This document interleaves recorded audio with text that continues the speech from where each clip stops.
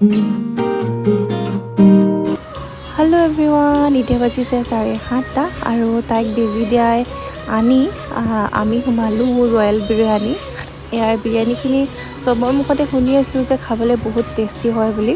চ' আমিও এবাৰ ট্ৰাই কৰোঁ বুলি ভাবিলোঁ। আৰু এইখন হৈছে মেনু। আৰু মই খাম কলকাতা চিকেন বিৰিয়ানী আৰু সি খাব হায়দৰাবাদী। আৰু মইতো ফুল খাব নোৱাৰোঁ, হাফে খাম। আৰু এইফালে আমাৰ টিকি ইমানেই উৎপতীয়া নহয়, এইকেইদিন বেছি মানে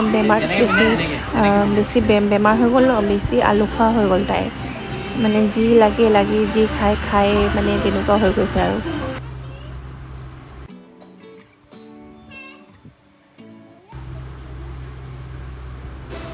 আৰু এইফালে ফাইনেলি আমাৰ বিৰিয়ানী আহি গ'ল।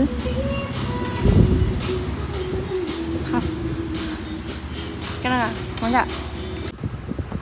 আৰু এইফালে ঘৰ আহিয়ে মই কাপোৰ চিলোৱাত লাগি গৈছোঁ। এই কাপোৰযোৰ এনেই পৰি আছিলে, মানে নতুন হৈ আছে মানে, আৰু মই পিন্ধা হোৱা নাই।